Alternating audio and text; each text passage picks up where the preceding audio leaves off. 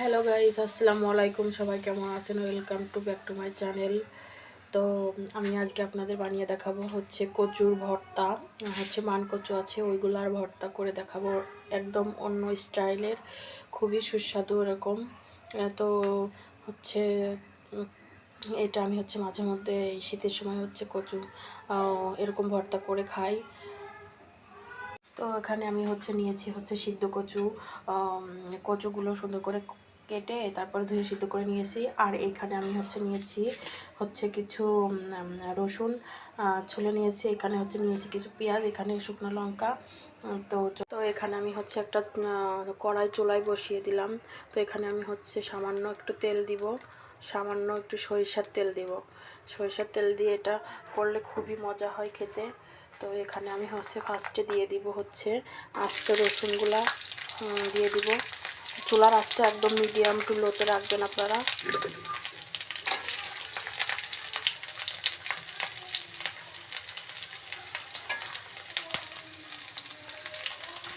তো এখানে আমি হচ্ছে দিয়ে এটা একটু নেড়ে নিব, নেড়ে একটু হালকা ব্রাউন কালার করে নিব।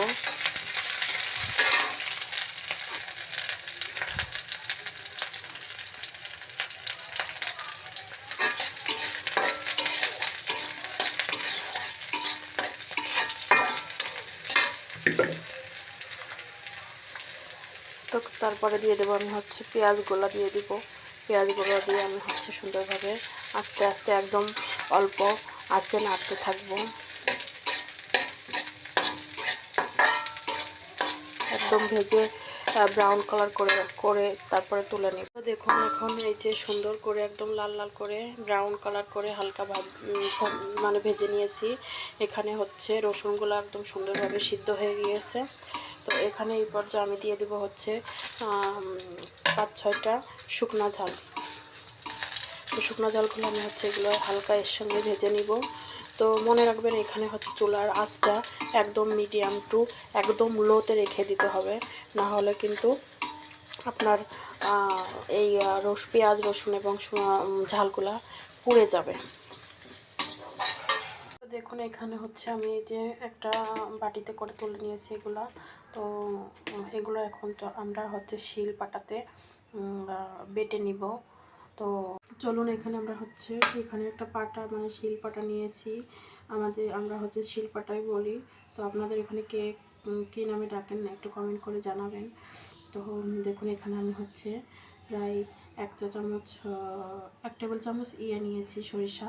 তো আমার কাছে সাদা সরিষাটা আছে, তো আমি এটা নিয়েছি। তো আপনাদের কাছে যদি থাকে কালো সরিষা, ওটা আপনারা দিতে পারেন। তো এটা হচ্ছে আগে আমি বেটে নেব।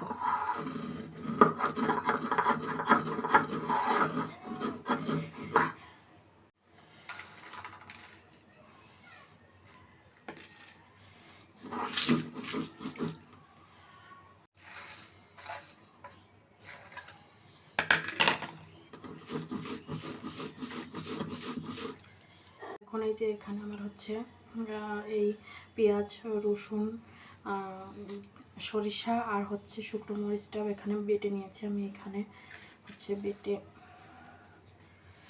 নিয়েছি। এই যে বেটে এক সাইডে এরকম একটা বাটিতে আমি তুলে রাখবো। তো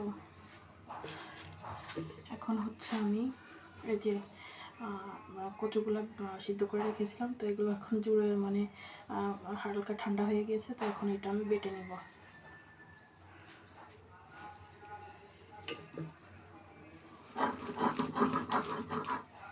এখন এখানে আমি হচ্ছে সব কচুগুলো একদম সুন্দর করে বেটে নিয়েছি, একদম সুন্দর একটা সফট ডোর মতো হয়েছে। তো এটা আমি হচ্ছে এখন চুলায়, এখানে হচ্ছে এখন আমি একটা চুলায় প্যান বসিয়ে দিলাম, মানে কড়াই বসিয়ে দিলাম সরি। তো এখানে আমি হচ্ছে একটু সরিষার তেল দিয়ে দিব, আবার হচ্ছে 1 চামচ মতো দিয়ে এটা হচ্ছে আমি সুন্দর করে একটু এরপর দিয়ে আমি নেড়ে নেব, একদম সুন্দর করে হালকাভাবে একটু নেড়ে নেব। এ পর্যায়ে হচ্ছে আপনি চুলার আঁচটা মিডিয়াম টু হাইতে রাখবেন, মিডিয়াম টু হাইতে রাখবেন। তো এভাবে হচ্ছে নাড়তে হবে। এখানে আমি হচ্ছে কিছুটা লবণ দিয়ে দিলাম।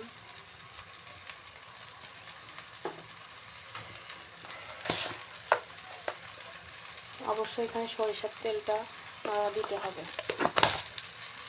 তো এটা সবাই জানে যে হচ্ছে যে কোনো ভর্তা সরিষার তেলে খুবই মজা হয়, সরিষার তেল দিয়ে বানালে খুবই মজা হয়।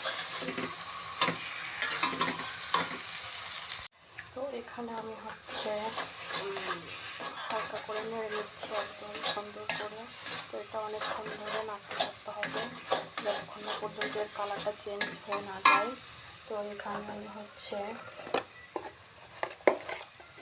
একটু হলুদের গুঁড়ি দিয়ে দিলাম, একদম সামান্য, যাতে যেহেতু কালারটা একটু চেঞ্জ করতে হবে। তো এখানে হচ্ছে হলুদের গুঁড়িটা দিয়ে আবার সুন্দর করে নাড়তে থাকবে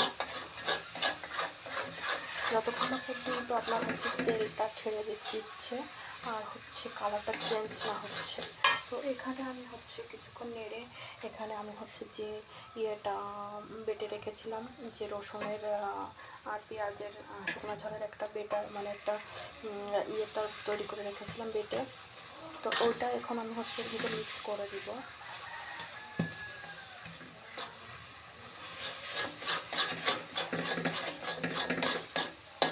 আপনারা হচ্ছে একবার হলেও ঘরে এইভাবে কচুর ভর্তাটা তৈরি করে খাবেন, দেখবেন অনেকটা ভালো লাগবে। তো এটা হচ্ছে আমার দাদি করতো, আমাদেরকে করে খাওয়াতো, আমরা হচ্ছে অনেক মজা করে খেতাম। এটা হচ্ছে আমি আমার দাদির কাছ থেকে শিখেছি। তো আমি হচ্ছে আমার দাদু বাসায় গেলে তো আমি এখনও বলি, দাদু তুমি হচ্ছে আমাকে ওই কচু দিয়ে ওই ভর্তাটা তৈরি করে দাও, বানিয়ে দাও, আমি এটা ভর্তা দিয়ে শুধু ভাত খাবো।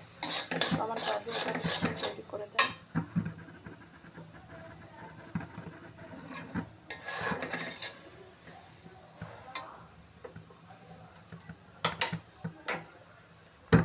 তো দেখুন এখানে হচ্ছে আমার কচুটা ভর্তাটা তৈরি করা হয়ে গিয়েছে। তো আমি এখন হচ্ছে তুলে নিব।